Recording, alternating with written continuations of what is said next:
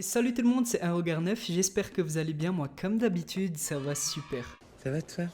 J'ai vu que beaucoup d'entre vous avaient aimé ma première vidéo sur Fortnite, alors je me suis dit pourquoi ne pas faire une deuxième partie. Et donc comme vous l'avez compris, la team Regard9, on part ensemble à la découverte de 9 choses que vous ne savez pas sur Fortnite, épisode 2.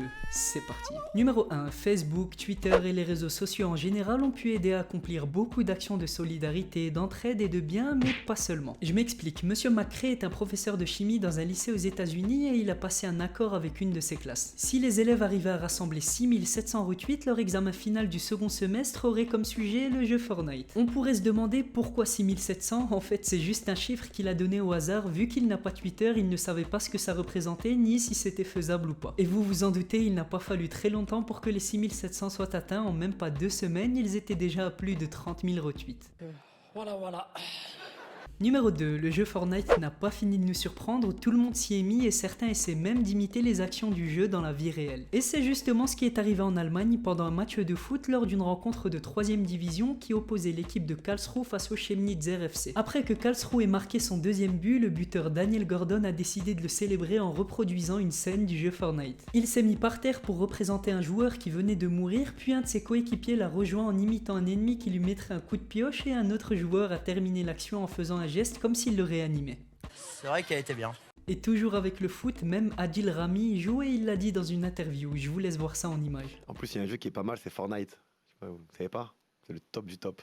À Fortnite, je suis pas mal. Je suis pas mal. Je construis mieux qu'avant.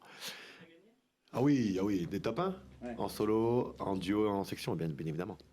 Numéro 3, on a déjà parlé de Ninja, le joueur numéro 1 sur Fortnite. Depuis la sortie du jeu, sa popularité est montée en flèche et il est devenu la chaîne avec le plus d'abonnés sur Twitch. Il a même annoncé pendant un live le montant qu'il gagnait et accrochez-vous bien, c'est vraiment énorme. Il touche avec ses lives et placements de produits plus de 500 000 $ par mois. Quoi?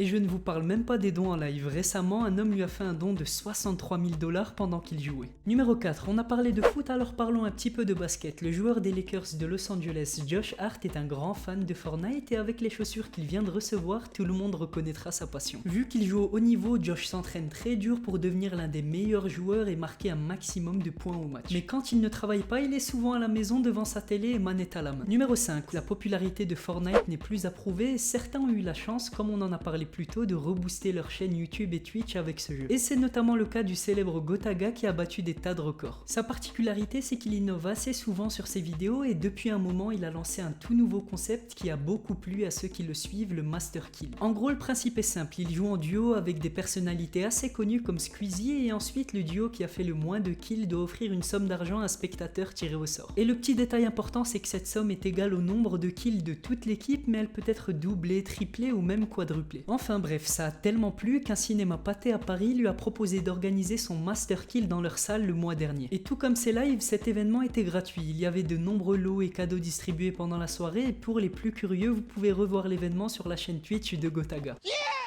Numéro 6, si vous êtes une machine sur Fortnite mais que malheureusement ça ne vous rapporte rien, je vous conseille de déménager en Angleterre pour profiter de l'offre dont je vais vous parler. Vous le savez, si à première vue Fortnite a l'air enfantin et simple, en réalité pour avoir un bon niveau il faut des heures et des heures d'entraînement. Et c'est surtout les constructions dans le jeu qui différencient le joueur moyen du très bon joueur. Et si pour certains c'est un plaisir de monter les niveaux, pour d'autres c'est un vrai casse-tête et c'est là qu'intervient la toute première agence Fortnite professionnelle basée en Angleterre.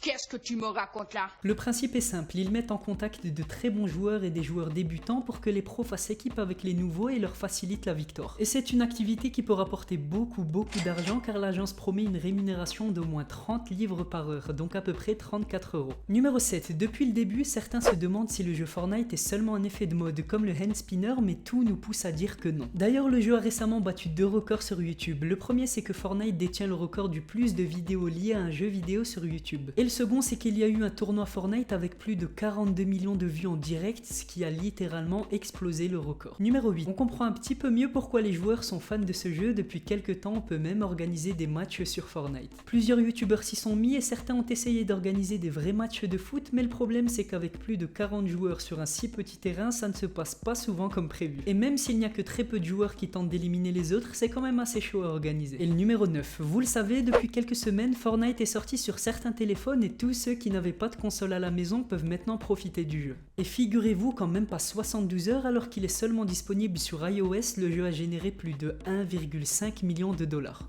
Pinaise. Et bon, même si c'est énorme et que ça risque d'augmenter, les chiffres ne dépassent pas ceux de Pokémon Go qui étaient de 4,9 millions de dollars et ceux de Clash Royale avec 4,6 millions de dollars.